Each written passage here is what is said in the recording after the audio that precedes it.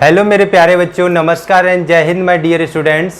बच्चों, आज के लेक्चर में हम पढ़ने वाले हैं अपनी सीक्वेंस एंड सीरीज़ का जो अपना चैप्टर चल रहा था, दैट इज़ ज्योमेट्रिक प्रोग्रेशन।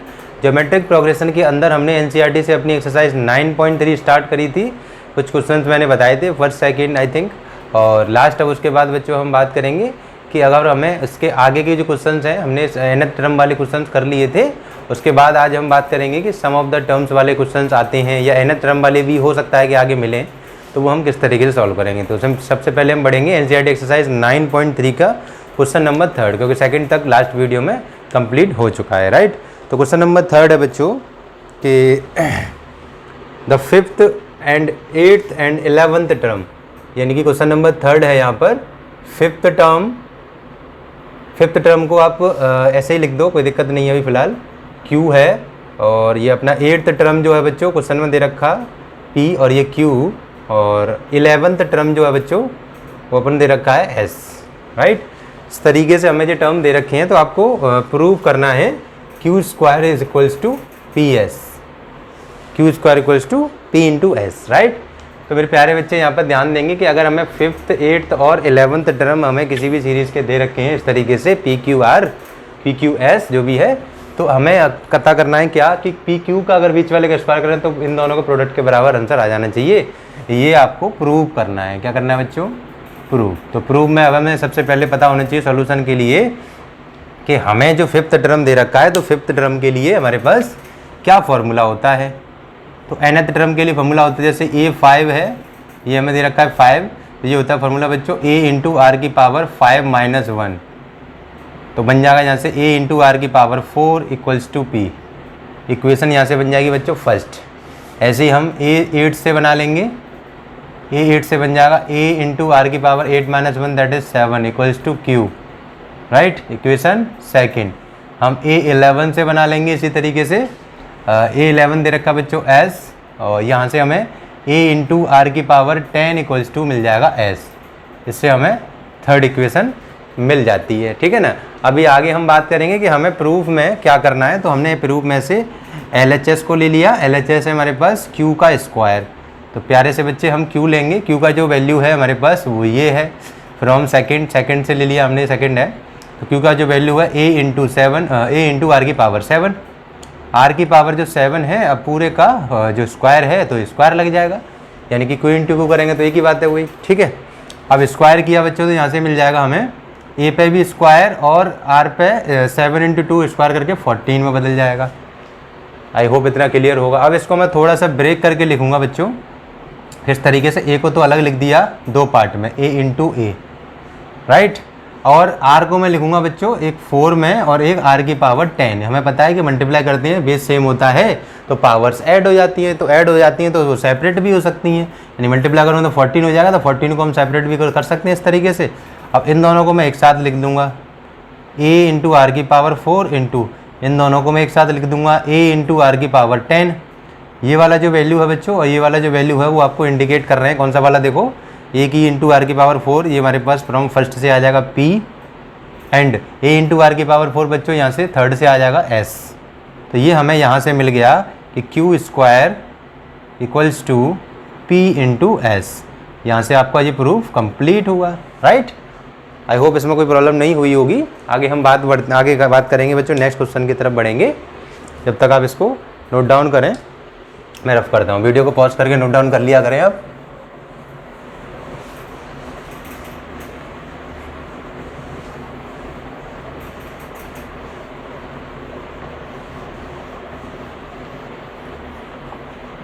चलिए नेक्स्ट हम बात करेंगे बच्चों क्वेश्चन नंबर 3 के बाद अपना क्वेश्चन नंबर 4 क्या दे रखा है। 4 है अपना the 4th term of the GP is square of the second term. अच्छे क्वेश्चन हैं, ज़्यादा क्वेश्चन होते ही नहीं एनसीईआरटी में। वैसे इस एक्सरसाइज में तो लिमिट से ज़्यादा हैं, वैसे एनसीईआरटी अकॉर्डिंग वैसे इतना होता नहीं है, 32 क्वेश्चन हैं, लेकिन सारे करेंगे एक एक दो करके जो भी हैं, ठीक है। तो सबसे पहले बच्चों हम बात करेंगे कि हमें 5th टर्म, ये वाला क्वेश्चन तो हो गया। 4th वाला क्वेश्चन की तरफ बढ़ें। तो 4th क्वेश्चन में क्या दे रखा है? 4th टर्म यानी कि A4 equals to square of the second term, यानी कि सेकेंड टर्म का स्क्वायर के बराबर है। And the first term is -3 and A equals to -3 है। डिटरमाइन इट सेवन्थ टर्म, आपको सेवन्थ टर्म फाइंड आउट करना है, यानी कि A7 you have to find it. अब हमें ये फाइंड करना है बच्चों, तो जो गिवन है अपने पिटारे में जो जो हमारे पास हथियार हैं उनको देखेंगे, एक हथियार ये रहा, एक हथियार ये रहा, इन दोनों का इस्तेमाल करके इसको हम सॉल्व करेंगे। तो यहाँ से बच्चों A4 जो है यानी कि फोर्थ टर्म है, उसको हम क्या ले सकते हैं, A इंटू आर की पावर 4-1। फार्मूला तो जनरल टर्म का ये होता है, ये हो जाएगा A इंटू आर की पावर 2-1 उसका होल स्क्वायर, ठीक है ना। ये बन जाएगा A इंटू आर की पावर 3 इक्वल्स टू, यहाँ से बन जाएगा A का स्क्वायर और 2 आर की पावर 2-1 उस पर स्क्वायर लग रहा है तो ये आर का स्क्वायर हो जाएगा, राइट। इतना यहाँ से क्लियर है। तो A से ये A स्क्वायर में से एक कैंसिल हो गया, यहाँ से A बच गया, यहाँ से A हट गया, आर की पावर यहाँ से दो में से एक कट गई तो आर इक्वल्स टू A आ गया। अब हमें पता है बच्चों कि A की जो वैल्यू है वो -3 है, तो R की वैल्यू भी -3 हो जाएगी। R और A हमारे पास सेम आ गए, तो हमें सेवन्थ टर्म निकालना है। तो A7 के लिए हमारे पास फार्मूला होगा A इंटू आर की पावर 7-1, राइट। A की वैल्यू 3, वो भी माइनस का, ये भी माइनस का 3 और ये बच्चों 6 बन जाएगी। अब मल्टीप्लाई करेंगे तो -3 की पावर ये 7 बन जाएगा। अब -3 की पावर 7 आई थिंक 2187 ऐसा कुछ समथिंग होता है। अब एक बार चेक कर लेना, पावर अगर ऑड है तो हमारा आंसर यही रहेगा, ठीक है ना। आंसर शीट में देख लेता हूँ, ये हमारे पास कौन सा क्वेश्चन है, फोर्थ वाला, हाँ 2187 यही है बच्चों, माइनस का आएगा सेम, और यही हमारे पास फाइनल आंसर माना जाएगा। इसमें कोई दो राय नहीं है, बिल्कुल गलती नहीं है, बिल्कुल सही है, राइट। चलिए आगे हम बात करेंगे नेक्स्ट क्वेश्चन नंबर 5 की तरफ बढ़ेंगे। छोटे छोटे क्वेश्चन हैं, है ना, लेकिन थोड़े से दिखने में लगेंगे अभी तो, लेकिन इतना ज़्यादा कुछ है नहीं।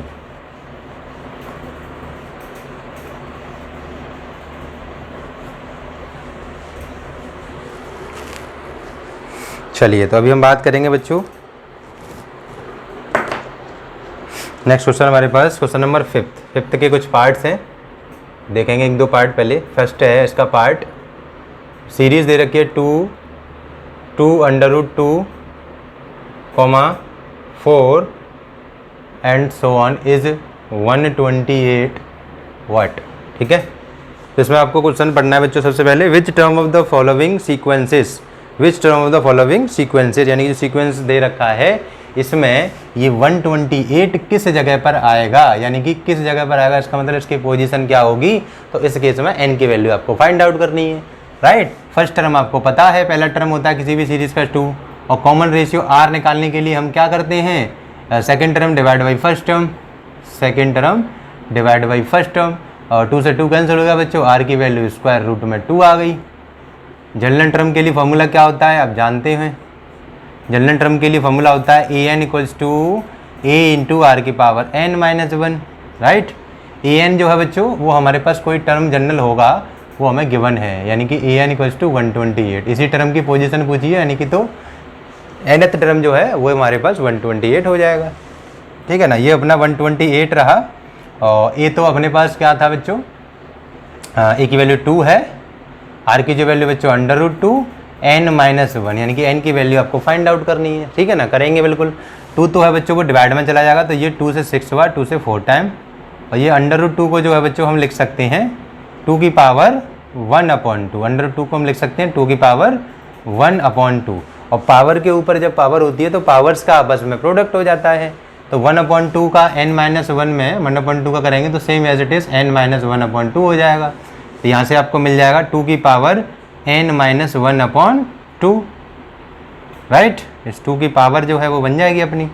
इधर से बच्चों अगर हम LHLs की बात करें तो 2 की पावर ये कितना बन सकता है, ठीक है ना। 2 की पावर हमारे पास 4 होता है वो 16 होता है, 16 का और 2 है तो 2 की पावर 6 बन जाएगा जी। इतना क्लियर है, 2 की पावर 6 करेंगे, 2 2 जा 4 और 4 2 जा 8, 8 2 16, 16 2 जा 32, 32 जा 64, 6 टाइम आ जाएगा, सिंपल।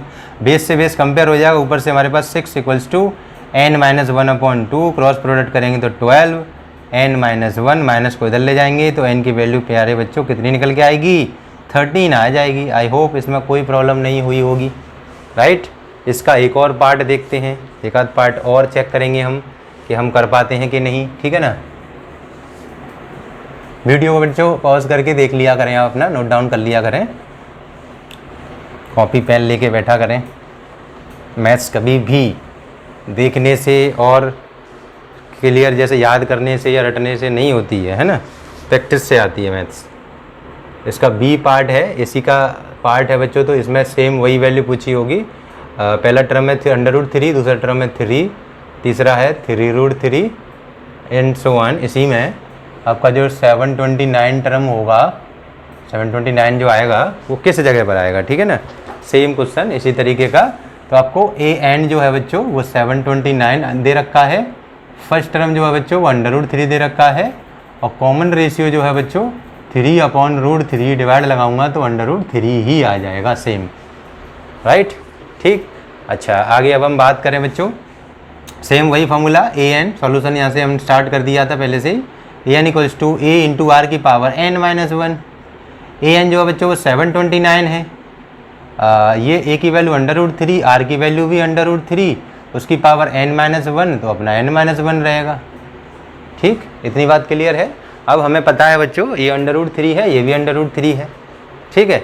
अब हमें पता है √3 और √3 हमारे पास सिंपल दिख तो रहा है, मुझे आराम से दिख रहा है, लेकिन हमें छोटा सा एक काम देखना पड़ेगा यहाँ से कि हमारे पास इसकी अगर पावर 1 है तो बेस, अगर अब तो अभी तो फिलहाल बेस सेम ही है, तो बेस सेम है तो मल्टीप्लाई करूँगा तो पावर्स ऐड हो जाएंगी, तो √3 की पावर ये हमारे पास 1 + n-1 बन जाएगी, ठीक है ना। इतना करने के बाद हमें पता है कि √3 की पावर प्लस का 1 -1 कैंसिल हो जाएगा तो n बचेगी। अब इस √3 को मैं हाल की हाल एक बात कर लेता हूँ, एक छोटा सा काम कर लेता हूँ, इसकी होल पावर में 1/2 लिख लेता हूँ, और उसकी तो पावर हमारे पास चली रही है n, ये 1 से 1 माइनस होकर निकल आया। ये अपना 729 है बच्चों, राइट, ये 729 बन के आ रहा है, ठीक है ना। अब 729 को हमें इसी 3 के फॉर्मेट पे इसकी जो पावर है वो ब्रेक करनी होगी, ठीक है ना। 729 की जो पावर है बच्चों ब्रेक होगी, आई थिंक 3 की पावर 6 रहेगी, लेकिन कंफर्म कर लेते हैं। 3 × 3 × 3 3 3 या 9, और 3 × 3 ये भी 9, और 3 × 3 ये भी 9, बिल्कुल सही है। 9 जो होता है वो हमारे पास 9 का क्यों 729 ही होता है, तो ये हमारे पास 3 की पावर 6 बन जाएगा। इसको हम क्या लिख देंगे, पावर के ऊपर पावर है, प्रोडक्ट हो जाएगा, n/2 हो जाएगा, बेस से सेम है, पावर कंपेयर हो जाएंगी, तो 6 = n/2 बचेगा, क्रॉस मल्टीप्लाई करेंगे तो n की वैल्यू बच्चों 12 निकल के हमें मिल जाएगी। This is your final answer, ठीक है ना। ऐसे अगर दिक्कत आती है ना इसका, तो इसको वो कर लिया करें आप, फैक्टर करके उसकी पावर हम आसानी से बना सकते हैं, राइट। इस तरीके से हम यहाँ से बच्चों क्वेश्चन नंबर 5 कंप्लीट करते हैं, ठीक है।